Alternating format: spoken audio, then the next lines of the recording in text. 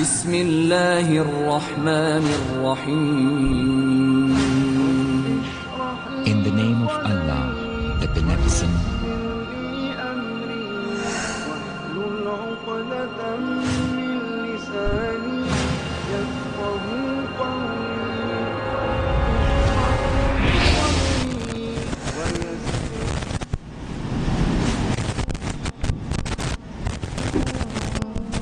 إن الحمد لله نحمده ونستعينه ونستغفره ونعوذ بالله من شرور أنفسنا ومن سيئات أعمالنا. من يهده الله فلا مضل له ومن يضلله فلا هادي له، وأشهد أن لا إله إلا الله وأشهد أن محمدا عبده ورسوله. أما بعد، فإن خير الحديث كتاب الله، وخير الهدي هدي محمد صلى الله عليه وسلم، وشر الأمور محدثاتها، وكل محدثة بدعة، وكل بدعة ضلالة، وكل ضلالة في النار. فقد قال الله تبارك وتعالى في القرآن المجيد والفرقان الحميد: أعوذ بالله السميع العليم من الشيطان الرجيم، من همزه ونفخه ونفثه. بسم الله الرحمن الرحيم.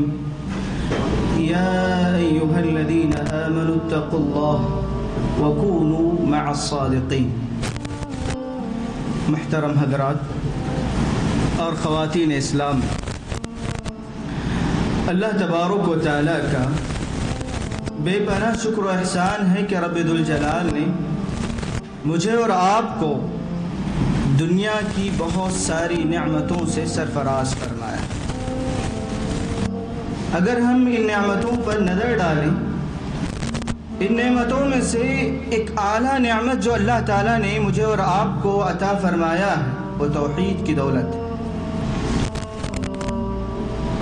لاکھوں درود و سلام امام الانبیاء سید المرسلین جناب محمد رسول اللہ صلی اللہ علیہ وسلم پر، جن کی زندگی کی تعلیمات، جن کی زندگی کا طور طریقہ میری اور آپ کی زندگی کے لیے اسوہ ہے، نمونہ۔ خطبہ مسنونہ کے بعد جو آیت میں نے تلاوت فرمائی ہے، اللہ تبارک و تعالیٰ نے اس مختصر سی آیت میں، چھوٹی سی آیت میں زندگی کا بہت بڑا پیغام دیا۔ فرمایا: یا ایھا الذین آمنوا اتقوا اللہ وکونوا مع الصادقین۔ اے وہ لوگوں جو ایمان لائے ہو، اتقوا اللہ، زندگی کے معاملے میں، زندگی میں یہ بات یاد رکھنا کہ زندگی کے ہر موڑ پر اللہ تعالیٰ کا تقوی اختیار۔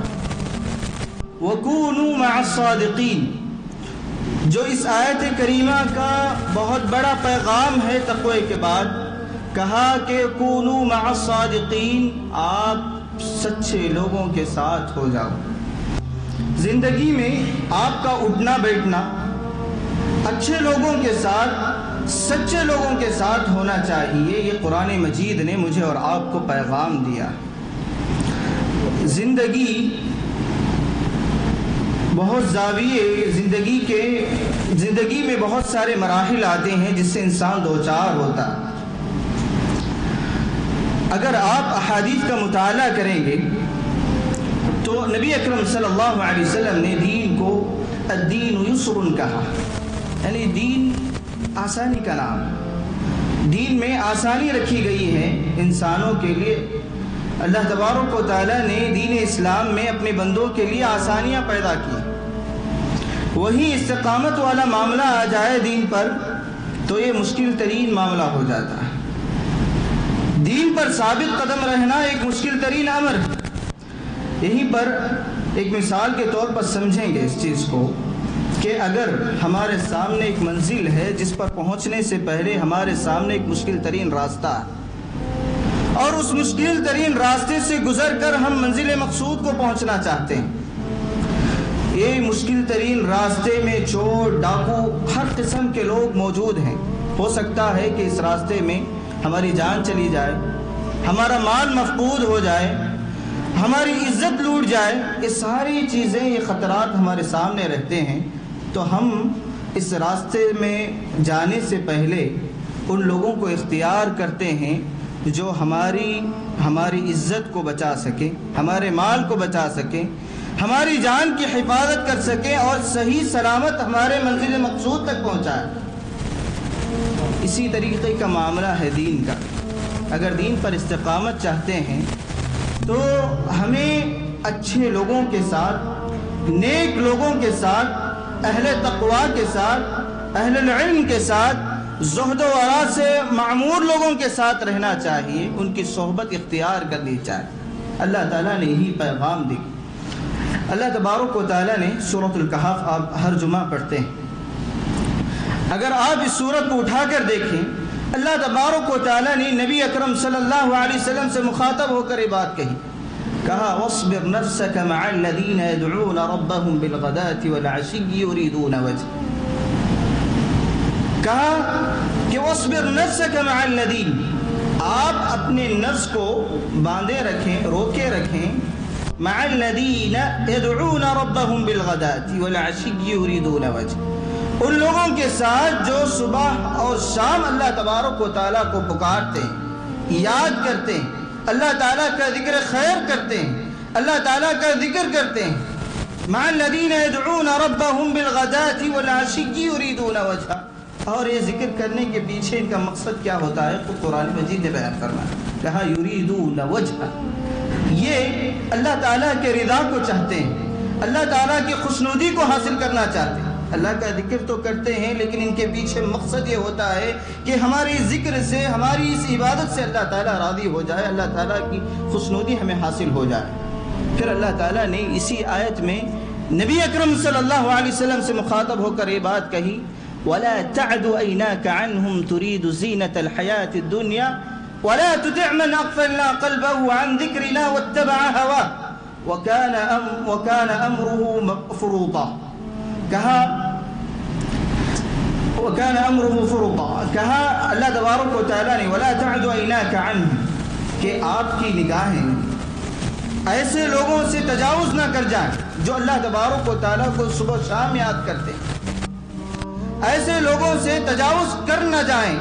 کہا وَلَا تَعْدُ عَيْنَاكَ عَنْهُمْ تُرِيدُ زِينَةَ الْحَيَاةِ الدُّنْيَا، تجاوز کر نہ جانے کی بات اللہ تعالیٰ نے کہی، کہا کہ یریدون زینت الحیات الدنیا، جو لوگ دنیا کی زینت کو چاہتے ہیں، مال و متاع کو چاہتے ہیں، دنیا کی ظاہری چیز کو زیادہ چاہتے ہیں، کہا وَلَا تُطِعْ مَنْ أَغْفَلْنَا، ان لوگوں کے پاس نظر بھی نہیں ہونی چاہیے، کہا وَلَا تُطِعْ مَنْ أَغْفَلْنَا، اور ایسے لوگوں کی اتباع بھی نہیں ہونی چاہیے، اطاعت بھی نہیں ہونی چاہیے جو ہمارے ذکر سے غافل ہیں۔ وَاتَّبَعَ هَوَاهُ، اور ان کی معاملات بھی کیا ہے، اور ایسے لوگوں کے ساتھ بھی نہ ہو جاؤ جو اپنی خواہشات کے پیچھے پڑے ہوئے۔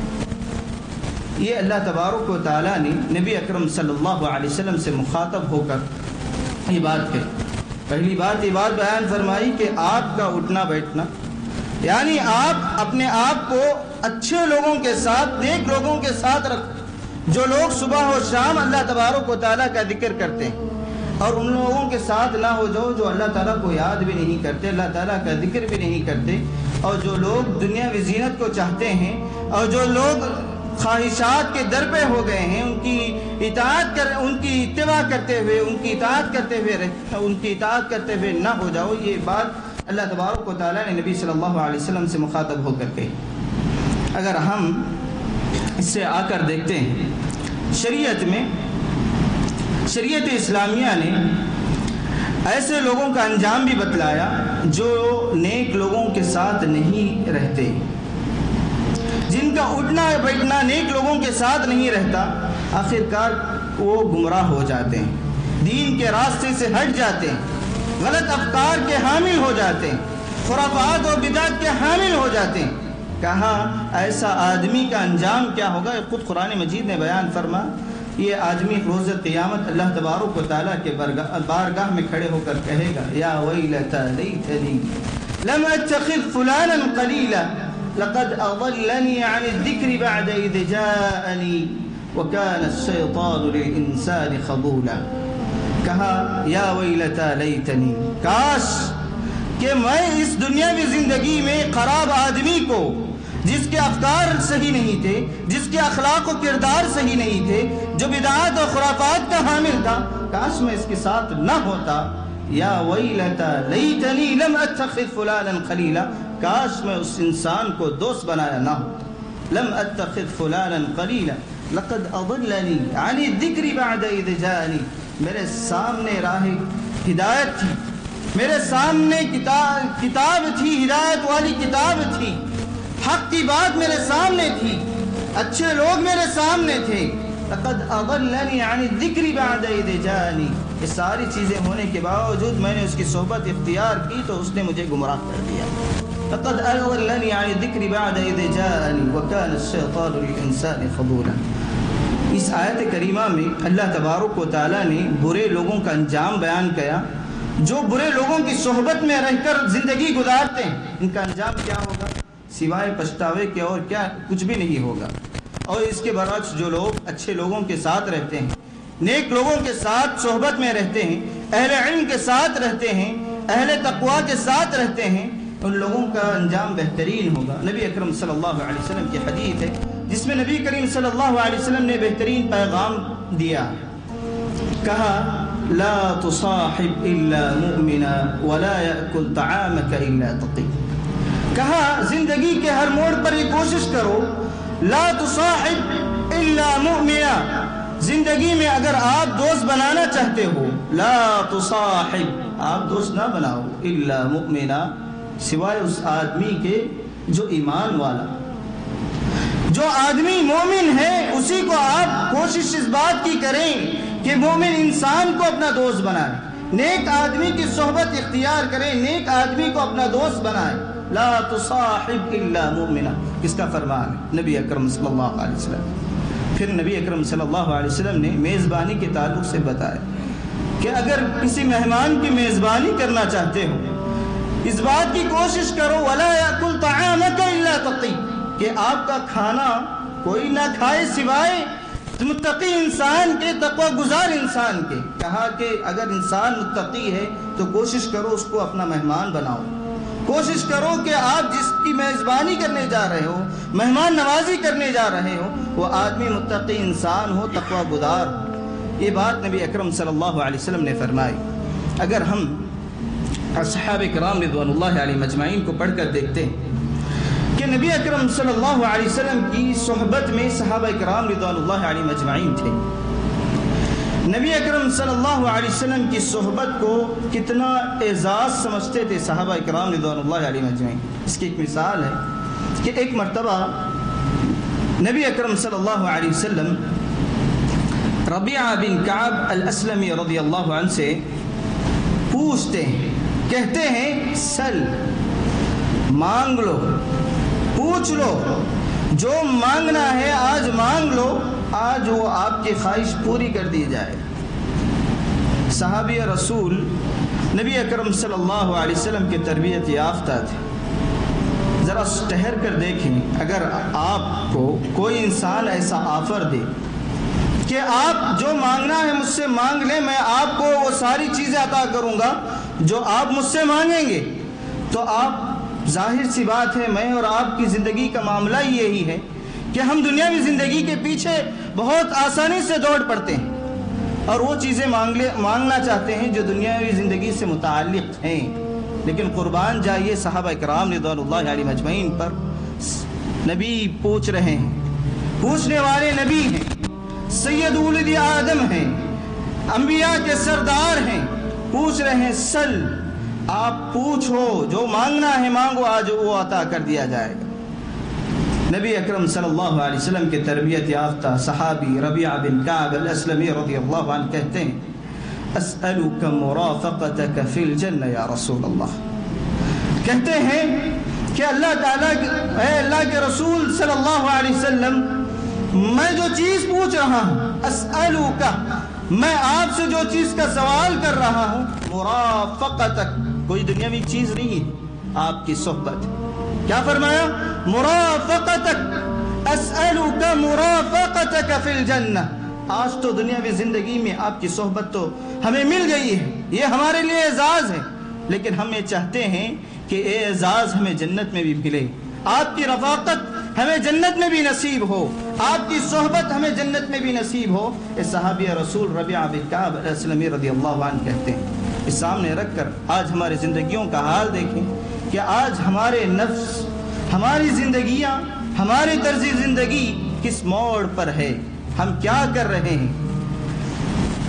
آگے نبی صحابہ کرام رضوان اللہ علیہ اجمعین کی زندگیاں پڑھتے ہیں تو ہمیں معلوم ہوتا ہے کہ جب اللہ تبارک و تعالیٰ نے سورہ نساء کی یہ آیت نازل فرمائی، من یطع اللہ والرسول فاولئک مع الذین انعم اللہ علیہم من النبیین والصدیقین والشہداء والصالحین وحسن اولئک رفیقا. یہ آیت جب مدینے میں نازل ہوئی، نبی اکرم صلی اللہ علیہ وسلم پر نازل کی گئی تو مدینے میں خوشی کا ماحول تھا. تفسیر میں یہ چیز آتی ہے، تفسیر ابن کثیر میں امام ابن کثیر علیہ رحمہ نے یہ چیز ذکر فرمائی کہ اس کی شان نزول میں بات لکھتے ہیں، کہتے ہیں کہ یہ آیت اس وجہ سے نازل ہوئی کہ صحابہ اکرام رضوان اللہ علیہ اجمعین آپس میں بات کر رہے تھے کہ آج ہم نبی اکرم صلی اللہ علیہ وسلم کی صحبت میں ہیں، جب ہم یہاں سے وفات کر جائیں گے تو نبی اکرم صلی اللہ علیہ وسلم کو ایک بلند تر مقام پر جنت میں اللہ تعالیٰ رکھے گا، اور ہم اس مقام کے نیچے ہم رہیں گے. سارے امت کے لوگ جو بھی اللہ تبارک و تعالیٰ کی، نبی اکرم صلی اللہ علیہ وسلم کی فرما برداری کرے گا، اس زمرے میں وہ داخل ہوں گے. صحابہ کرام رضوان اللہ علیہ اجمعین آپس میں بات کرتے ہیں. امام ابن کثیر علیہ رحمہ نے کہتے ہیں کہ اس ضمن جب یہ بات ہوئی صحابہ کرام رضوان اللہ علیہ اجمعین کے درمیان تو اللہ تعالیٰ نے یہ آیت نازل فرمائی اور خوشخبری سنائی، من یطع اللہ والرسول، جو کوئی بھی اللہ تبارک و تعالیٰ کی اطاعت کرتا ہے، رسول اکرم صلی اللہ علیہ وسلم کی اطاعت کرتا ہے، فاولئک مع الذین انعم اللہ. روز قیامت کے دن اس کا حشر کیا ہوگا جانتے ہو؟ خود قرآن نے کہا فاولئک مع الذین انعم اللہ، ایسے لوگ اللہ تبارک و تعالیٰ کے انعام یافتہ لوگوں کے ساتھ ہوں گے. فاولئک مع الذین انعم اللہ علیہم، انعام یافتہ لوگ کون ہوں گے؟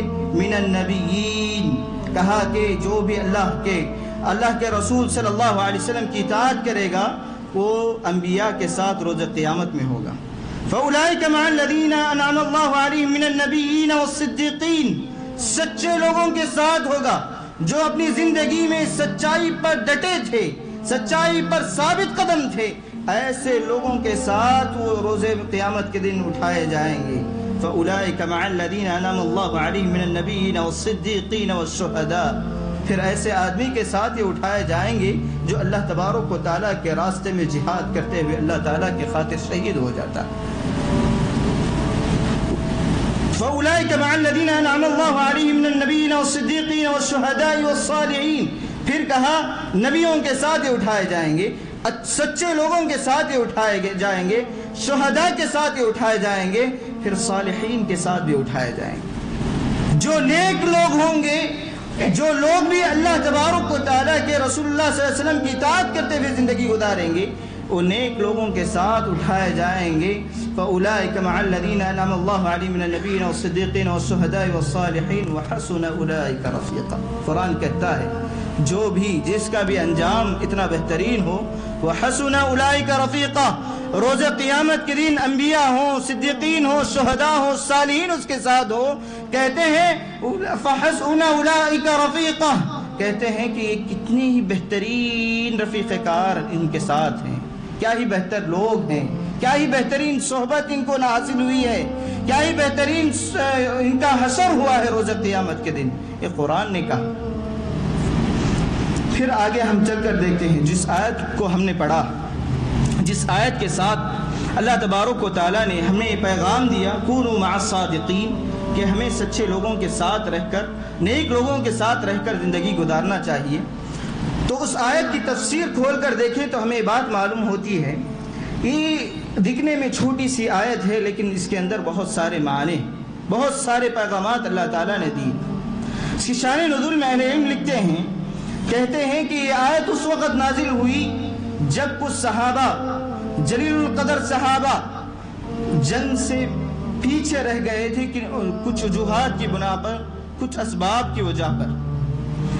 جب اللہ تبارک و تعالیٰ نے نبی اکرم صلی اللہ علیہ وسلم نے انہیں بتایا، معاملہ یہ تھا کہ نبی اکرم علیہ وسلم نے اپنی امتیوں کو غزوہ تبوک کا حکم دیا، غزوہ تبوک میں نکلنے کا حکم دیا تھا، اور سارے لوگ غزوہ تبوک کے لیے نکل گئے تھے، تبوک کا سفر باندھ لیے تھے، نکل گئے تھے، اور 3 صحابہ جلیل القدر صحابہ بچ گئے تھے، کچھ وجوہات کی بنا پر پیچھے رہ گئے تھے۔ جب نبی اکرم صلی اللہ علیہ وسلم غزوہ تبوک کے سفر سے واپس لوٹتے ہیں، معلوم ہوتا ہے کہ کچھ صحابہ شریک نہیں ہیں، ان کے ساتھ کچھ لوگ بھی ہیں جو شریک نہیں ہوئے غزوہ تبوک میں۔ کہتے ہیں اہل علم میں لکھا ہے ایک گروہ وہ تھا جو منافقین کا گروہ تھا، جو جنگ میں شامل نہیں ہونا چاہتے تھے۔ ان کا معاملہ یہ تھا کہ پیچھے ہی رہ جائیں، جنگ میں کسی بھی طرح بہانہ ڈال کر نکل جائیں، جنگ میں شریک نہ ہو، شامل نہ ہو، یہ ان کا ارادہ ہوتا تھا۔ ایک گروہ وہ تھا جو منافقین کا تھا، اور دوسرے چند صحابہ تھے جو کچھ وجوہات کی بنا پر پیچھے رہ گئے۔ نبی اکرم صلی اللہ علیہ وسلم نے دونوں کو طلب کیا۔ منافقین نے بہانہ بنا کر نبی اکرم صلی اللہ علیہ وسلم کے سامنے حیلے بنائے، نبی اکرم صلی اللہ علیہ وسلم جانتے ہوئے بھی انہیں درگزر کر دیے۔ پھر جو صحابہ جلیل القدر صحابہ تھے، منافقین نے جھوٹ کا راستہ اختیار کیا، نبی صلی اللہ علیہ وسلم نے کے سامنے جھوٹ بیانی کی اور حیلہ بیان کیا، تو نبی اکرم صلی اللہ علیہ وسلم نے انہیں بخش دیا، معاف کر دیا، چھوڑ دیا۔ پھر جب صحابہ آئے تو انہوں نے سچ بات کہی، جس کے وجہ سے انہیں بہت سخت سزا جھیلنی پڑی۔ کہا کہ 3 جلیل القدر صحابی تھے، کعب بن مالک رضی اللہ عنہ، ہلال بن امیہ رضی اللہ عنہ، مرارہ بن ربیعہ رضی اللہ عنہ۔ یہ 3 جلیل القدر صحابی کو جب نبی اکرم صلی اللہ علیہ وسلم نے طلب کیا، پوچھا ماجرا کیا ہے، تو انہوں نے سچ بتایا کہ ان وجوہات کی بنا پر ہم غزوہ تبوک میں شریک نہیں ہو سکے، شامل نہیں ہو سکے۔ تو نبی اکرم صلی اللہ علیہ وسلم نے ان کے حق میں سزا سنائی کہ یہ 3 لوگوں سے کوئی بھی تجارت نہیں کرے گا، کوئی بھی معاملہ نہیں کرے گا، ان کا بائیکاٹ کر دیا، کوئی بھی بات نہیں کرے گا۔ وہ صحابی جو ان صحابہ سے تجارت کا معاملہ کرتے تھے، معاملاتی زندگی ان کے درمیان رہتی تھی، اور جو صحابہ ان کے دوست تھے وہی بات کرنا چھوڑ دیے، تو انسان کو کتنی تکلیف ہوتی۔ ذرا سوچ کر دیکھیں، ایک اپنا بھائی ہے، رشتہ دار بھائی ہے، کسی انسان کے ساتھ قوت والا معاملہ ہے، تو نبی اکرم صلی اللہ علیہ وسلم نے اتنی سخت سزا سنائی تو انہوں نے برداشت کر لیا۔ تو اللہ تبارک و تعالیٰ نے ان کے حق میں یہ بات بیان فرمائی کہ یا ایھا الذین آمنوا اتقوا اللہ وکونوا مع الصادقین، کہا کہ اے ایمان والو تم اللہ تعالیٰ کا تقوی اختیار کرنا اور سچے لوگوں کے ساتھ ہو جانا۔ کہا کہ ان کے پاس راستہ تھا، جھوٹ بول کر نبی اکرم صلی اللہ علیہ وسلم کے سامنے اس سزا سے بچ سکتے تھے، لیکن انہوں نے سچ کو راستہ اپنایا، سزائیں برداشت کی، تو اللہ تبارک و تعالیٰ نے ان کے تعلق سے کہا کہ سارا واقعہ بیان کر کہا اہل علم کو، ساری امت کو یہ پیغام دیا، کونوا مع الصادقین، آپ اپنی زندگی میں سچے لوگوں کے ساتھ رہا کرو۔ پھر صحابہ کرام رضوان اللہ علیہ مجمعین کی زندگی دیکھتے ہیں تو نبی اکرم صلی اللہ علیہ وسلم کی صحبت کا صحابہ کرام رضوان اللہ علیہ مجمعین کے دلوں پر کتنا اثر تھا۔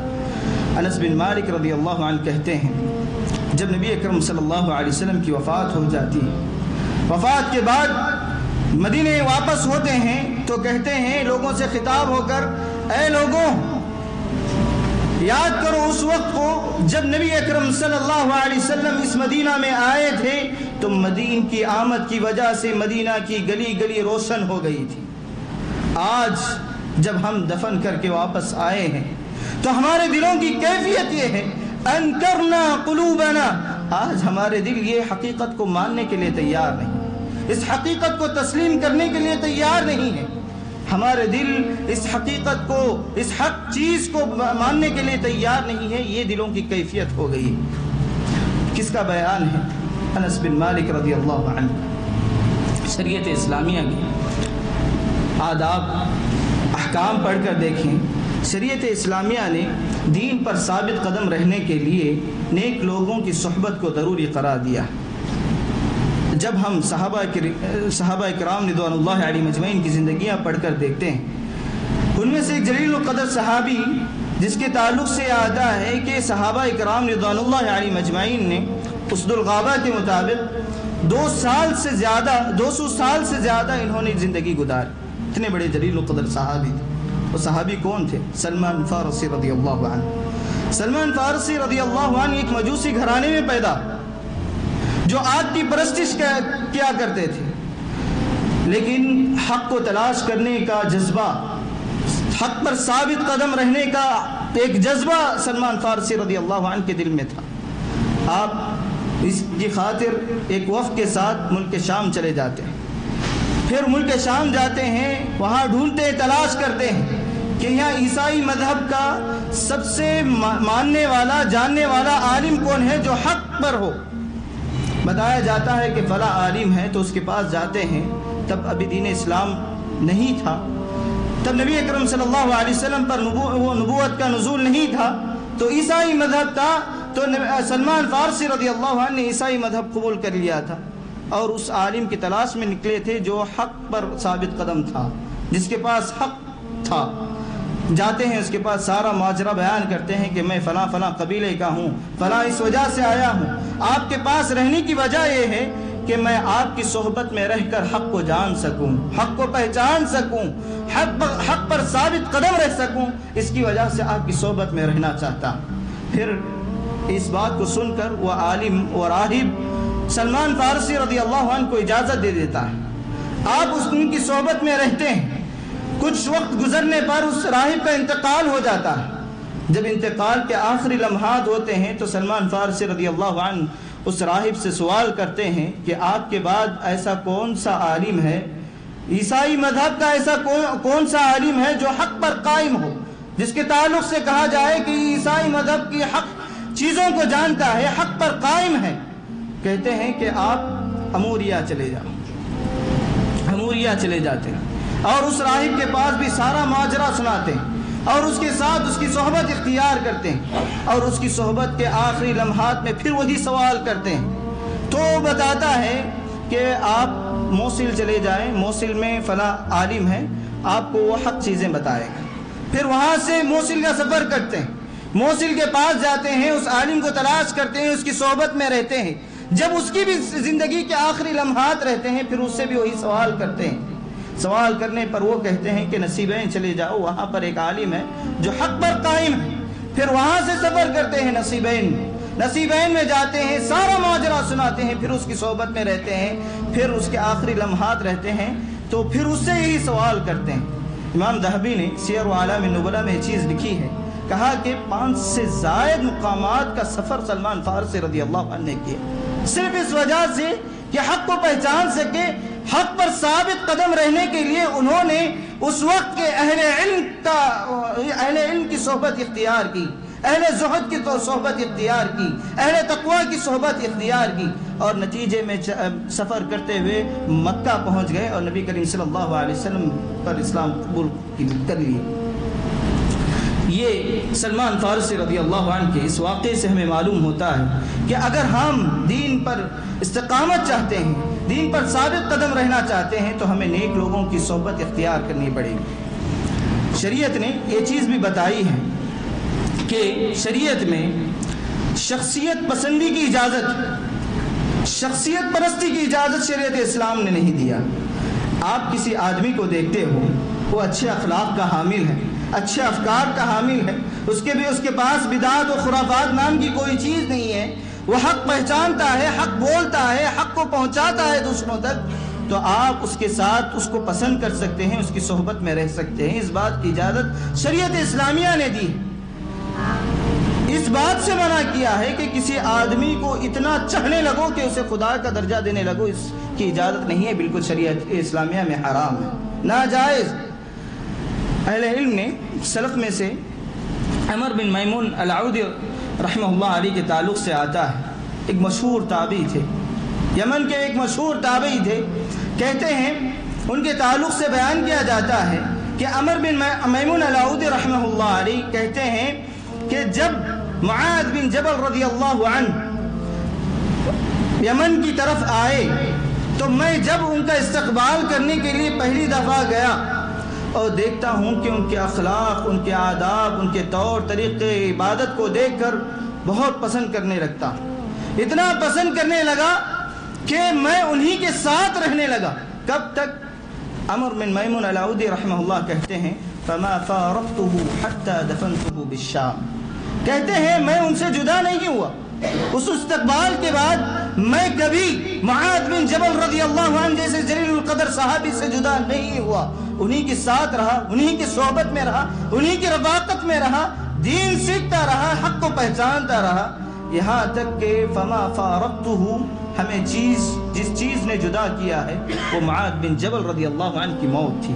فما فارقته حتى دفنته بالشام، جب میں نے انہیں ملک شام میں دفن کر دیا اس کے بعد سے میں اور معاذ بن جبل رضی اللہ عنہ الگ ہو گئے۔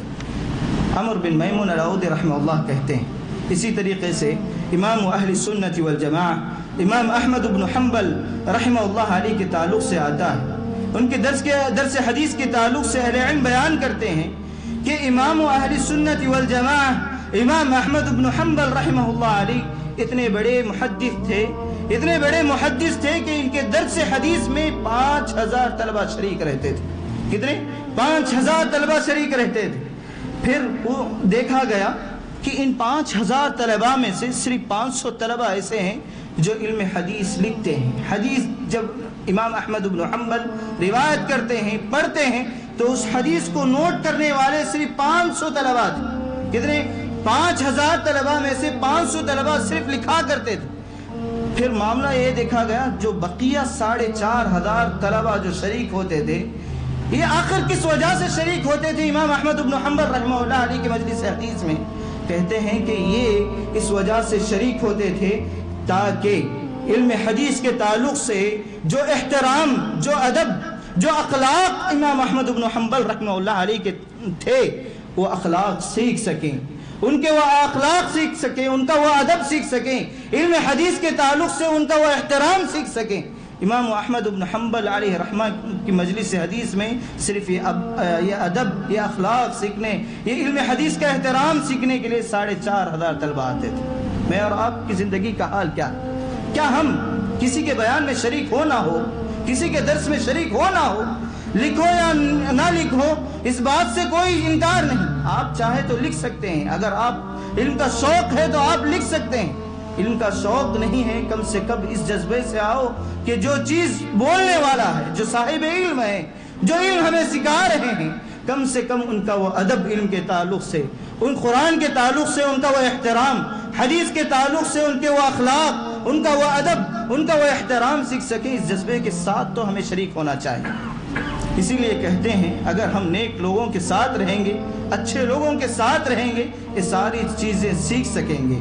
اہل علم نے یہ بات بھی بتلائی کہ سلف صالحین میں جس کی بھی زندگی اٹھا لیں تو ہمیں معلوم ہوتا ہے کہ ان کی زندگی کا جو دار و مدار تھا، ان کی زندگی کے جو ساتھی تھے وہ اچھے لوگ تھے، سچے لوگ تھے، نیک لوگ تھے، اہل تقویٰ تھے، اہل زہد تھے۔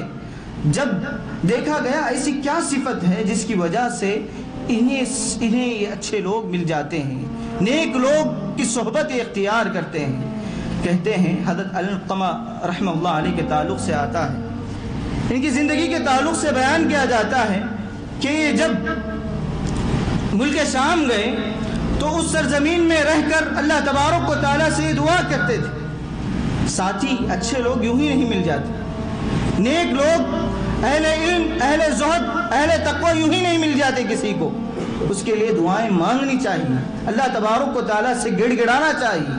اہل علم، اہل تقوی کی صحبت تب جا کر اختیار ہوتی ہے۔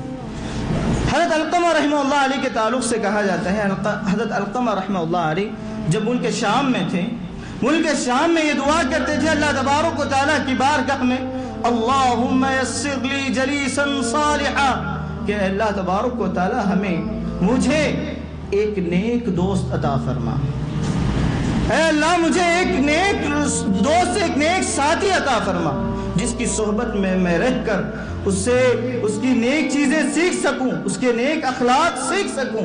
یہ حضرت علقمہ رحمہ اللہ علیہ دعا کرتے تھے۔ اس کا نتیجہ کیا نکلا ذرا غور کر کے دیکھیں۔ القمہ رضی اللہ عنہ ملک شام میں ہیں، دعا کر رہے ہیں، بتاتے ہیں کہ میں دعا کرتا رہا یہاں تک کہ اللہ تبارک و تعالیٰ نے مجھے ابو الدرداء رضی اللہ عنہ کی صحبت نصیب ہوئی۔ اللہ تبارک و تعالیٰ نے یہ موقع مجھے عنایت فرمایا کہ میں صحابی رسول ابو الدرداء رضی اللہ عنہ کی صحبت میں رہ سکوں، ان سے علم حدیث حاصل کر سکوں، حدیث کا علم ان سے حاصل کر سکوں۔ یہ دعا کا نتیجہ تھا۔ ایک ہی نہیں، اگر آپ حریبۃ بن قبیصہ رضی اللہ عنہ رحمہ اللہ علیہ کے تعلق سے دیکھیں کہ انہیں جو ابو ہریرہ رضی اللہ عنہ کی رفاقت نصیب ہوئی، ان کے تعلق سے بھی کہا جاتا ہے کہ مدینہ کے باہر رہا کرتے تھے۔ جب مدینہ آئے تو مدینہ میں دعا کیا کرتے تھے، اللہم یسر لی جلیسا صالحا، اے اللہ مجھے نیک ساتھی، نیک دوست نصیب فرما۔ تو آخر میں نتیجہ یہ نکلا، حضرت حریث بن قبیصہ رحمہ اللہ کہتے ہیں کہ مجھے ان دعاؤں کا نتیجہ یہ ہوا کہ اللہ تبارک و تعالیٰ نے مجھے ابو ہریرہ رضی اللہ عنہ کی رفاقت نصیب ہوئی، ان کے ساتھ ان کی صحبت، اللہ تبارک و تعالیٰ نے ان کی صحبت میں رہنے کا موقع، ذری موقع نصیب فرمایا۔ یہ دعاؤں کا نتیجہ ہے۔ اگر ہم یہ چاہتے ہیں، ہم ارادہ کرتے ہیں، ہمارا یہ ارادہ ہے کہ ہم نیک لوگوں کے ساتھ رہیں، تو ہمیں دعائیں کرنی چاہیے کہ اللہ تعالیٰ ہمیں ایک نیک دوست عطا فرمائے۔ ورنہ ہمارے ارد گرد دیکھیں کہ ہمارے ارد گرد رہنے والے ساتھی جن کے اخلاق اچھے نہیں، جن کے کردار اچھے نہیں، آپ ضرور اچھے ہوں گے، لیکن آپ کے ارد گرد رہنے والوں کی اکثریت ایسی ہے جو اخلاق سے ہٹے ہوئے ہیں، علم سے عاری ہیں، علم حدیث سے عاری ہیں، قرآن کے علم سے عاری ہیں۔ کیسے آپ ان کی صحبت میں رہ کر اچھے رہ سکتے ہیں، دین پر ثابت قدم رہ سکتے ہیں؟ تو ان دین پر ثابت قدم رہنے کے لیے ہمیں اہل علم، اہل تقوی، نیک لوگوں کی صحبت اختیار کرنی چاہیے۔ اگر ہم شریعت اسلامیہ میں بہت ذرا نظر دوڑائیں تو ہمیں یہ چیز معلوم ہوتی ہے کہ نبی اکرم صلی اللہ علیہ وسلم نے بات فرمائی، کہا المرء مع من احب۔ چھوٹی سی حدیث لیکن بہترین حدیث نبی اکرم صلی اللہ علیہ وسلم نے ارشاد فرمائی، کہا المرء مع من احب، آدمی جس سے دنیاوی زندگی میں محبت کرتا ہے اسی کے ساتھ روز قیامت میں ہوگا۔ اب آپ ہماری زندگیوں کا مطالعہ کر کے دیکھیں، آج ہمیں کس کی لائف سٹائل زندگی زیادہ پسند آتی ہے، کس کی زندگی کی طرح ہم جینا چاہتے ہیں، کس کی طرز زندگی ہمیں سب سے زیادہ معیار دکھتی ہے۔ آج ہم دیکھتے ہیں کہ ہم سوشل میڈیا پر کسے فالو کرتے ہیں، زیادہ کسے لائک کرتے ہیں، زیادہ کس کی چیزوں کو شیئر کرتے ہیں۔ اگر ہم اچھے لوگوں کی زندگیوں کو پڑھتے ہیں، اچھے لوگوں کو پڑھتے ہیں، اچھے لوگوں کے ساتھ رہتے ہیں، ان کے ساتھ ان سے محبت کرتے ہیں، یقیناً اللہ نبی اکرم صلی اللہ علیہ وسلم کا یہ فرمان ہے المرء مع من احب، کہ آدمی جس سے محبت کرتا ہے اس کے ساتھ روز قیامت کے دن اٹھایا جائے گا۔ ضرور آپ کا حشر بھی ایسا ہی ہوگا۔ اگر آپ بد اخلاق، بد کردار لوگوں کے ساتھ ہیں، جو افکار کے صحیح حامل نہیں ہیں، بدعات و خرافات میں ملوث ہیں، کہیں نہ کہیں بدعت سے جو کراہت محسوس ہونی چاہیے یہ تو ختم ہو جائے گی۔ کم سے کم اتنا تو معاملہ ہوگا۔ آپ بدعت کو انجام نہیں دے سکتے صحیح، لیکن اتنا تو ہوگا کہ بدعت کے تعلق سے جو نفرت آپ کے دل میں ہونا چاہیے وہ نفرت ختم ہو جائے گی، وہ کراہت ختم ہو جائے گی۔ آپ اہل علم نے یہ بات بھی بیان فرمائی کہ اگر ہم اہل نیک لوگوں کے ساتھ رہتے ہیں تو یہ نیک لوگوں کی صحبت ہمیں مقامات بلند کا مستحق بناتی ہے۔ سورہ کہف پڑھ کر دیکھیں، اللہ تبارک و تعالیٰ نے سورہ کہف میں اصحاب کہف کا تذکرہ فرمایا، ان کے ساتھ ایک حقیر جانور کا تذکرہ فرمایا۔ یہ حقیر جانور ایسا ہے، انسان کسی طیش میں آ جاتا ہے، غصے میں آ جاتا ہے، اس جانور کے نام کا استعمال کرتا ہے، اس جانور کا استعمال کر کے لوگوں کو حقیر گردانتا ہے۔ ایسے جانور کو اللہ تبارک و تعالیٰ نے قرآن مجید میں جگہ نصیب فرمائی۔ کس وجہ سے؟ کہ ان اصحاب کہف جو تھے، جو نکل کر ایک غار میں پناہ لیے تھے، ان کی نگہبانی، ان کی نگہداشت کرنے والا ایک جانور تھا، یہی جانور تھا جس کے تعلق سے قرآن نے فرمایا کلبہم باسط ذراعیہ بالوصید۔ روز قیامت تک قرآن میں یہ آیت رہے گی، لوگ اس کی تلاوت کرتے رہیں گے، اور یہ اللہ تبارک و تعالیٰ نے پیغام دیا ہے دراصل مجھے اور آپ کو، اگر آپ نیک لوگوں کی صحبت میں رہتے ہو، جو آدمی کی خوبی رہے گی، اگر ہم اس خوبی کو انجام دینے کی کیپیسٹی نہیں دے سکتے تو کم سے کم اتنا تو ہوگا کہ اس نیکی سے محبت ہوگی۔ جو آدمی بھی اس نیکی کو انجام دے گا، اس نیک آدمی سے آپ کی محبت پیدا ہوگی آپ کے دل میں۔ یہ اللہ تبارک و تعالیٰ نے نکتہ اہل علم نے بیان فرمایا، قلبہم باسط ذراعیہ بالوصید۔ پھر جو لوگ نیک لوگوں سے محبت کرتے ہیں، ان کے لیے بشارت بیان فرمائی نبی اکرم صلی اللہ علیہ وسلم نے، کہا وجبت محبتی للمتحابین فی والمتضاربین، کہا کہ جو بھی آدمی ایک آدمی سے اللہ تعالیٰ کی خاطر محبت کرتا ہے، اس کے نیک اخلاق سے محبت کرتا ہے، اس کے عبادت سے محبت کرتا ہے، اس کے نیک کردار سے محبت کرتا ہے، اللہ تعالیٰ کی خاطر محبت کرتا ہے، نبی اکرم صلی اللہ علیہ وسلم کے فرمان ہے وجبت محبتی، اللہ تعالیٰ نے کہا کہ میری محبت اس بندے کے حق میں واجب ہو جاتی ہے۔ کیا ہو جاتی ہے؟ واجب ہو جاتی ہے۔ للمتحابین، ان لوگوں کے لیے جو اللہ تعالیٰ کے خاطر آپس میں محبت کرتے ہیں۔ صرف وجہ کیا ہے؟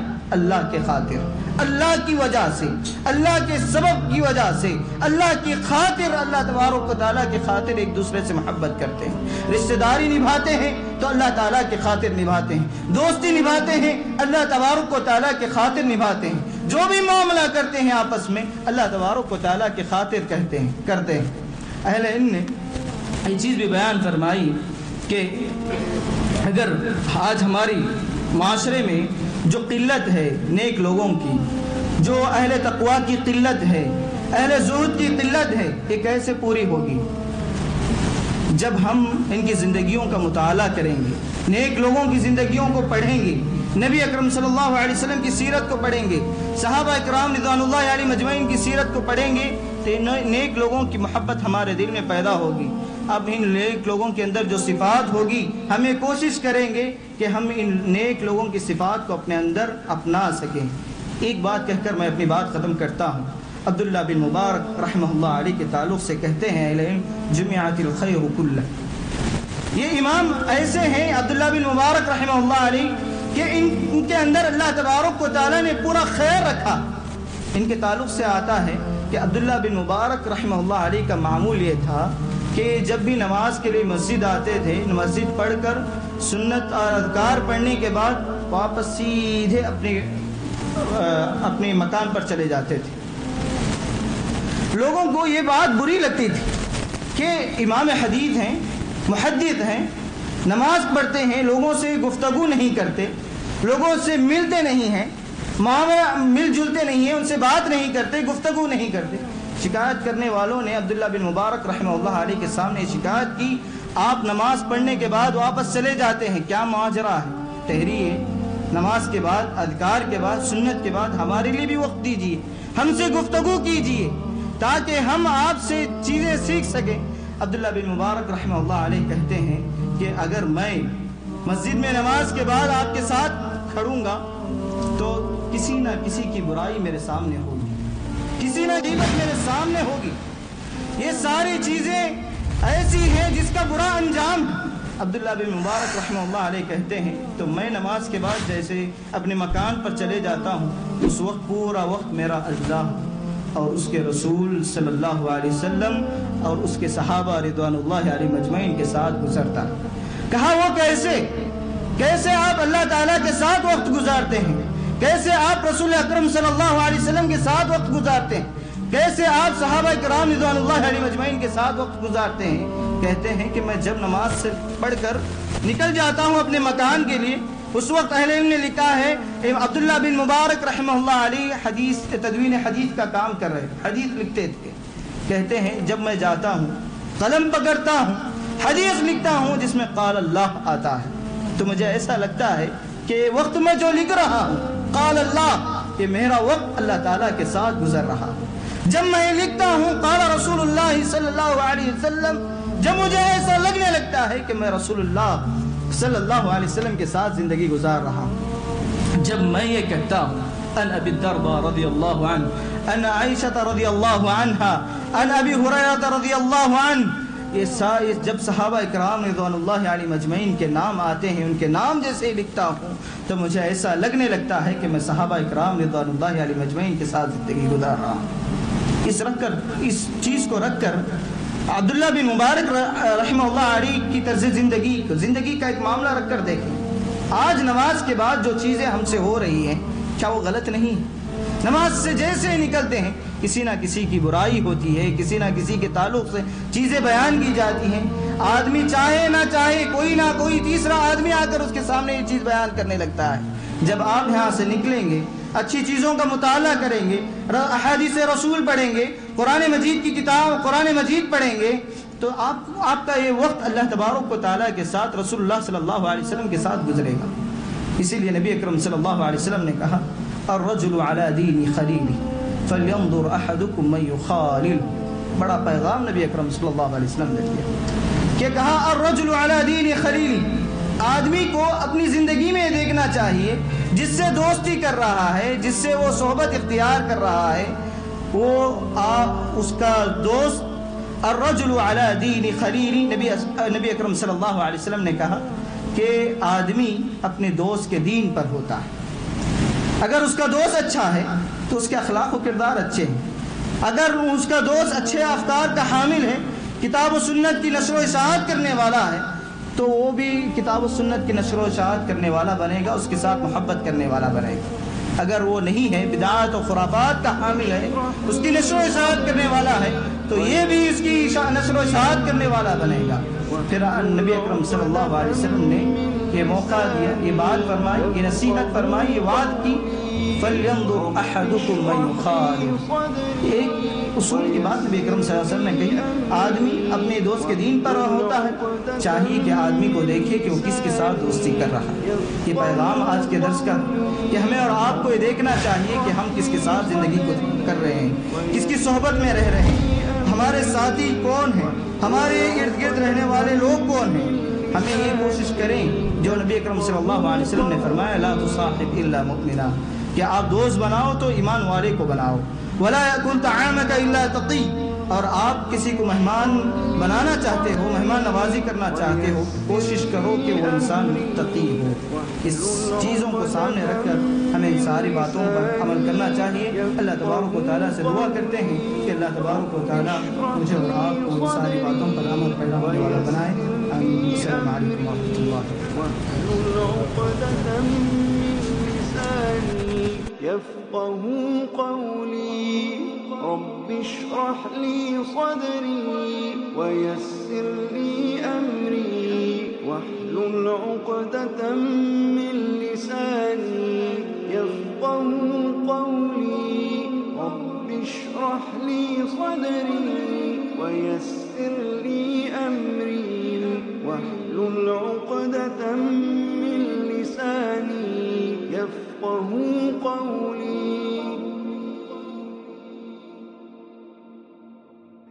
رب اشرح لي صدري ويسر لي أمري واحلل عقدة من لساني يفقهوا قولي رب اشرح لي صدري ويسر لي أمري واحلل عقدة من لساني يفقهوا قولي رب اشرح لي صدري ويسر لي أمري واحلل عقدة من لساني يفقهوا قولي رب اشرح لي صدري ويسر لي أمري واحلل عقدة من لساني يفقهوا قولي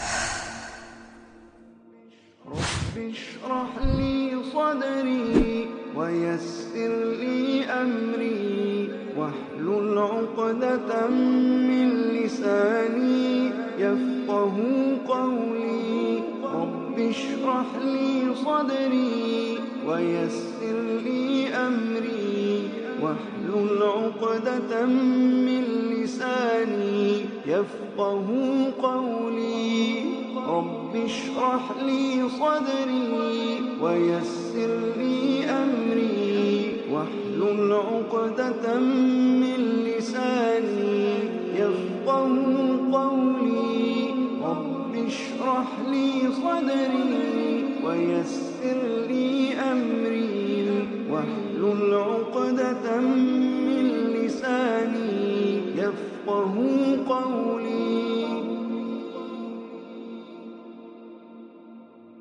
رب اشرح لي صدري ويسر لي أمري واحلل عقدة من لساني يفقه قولي رب اشرح لي صدري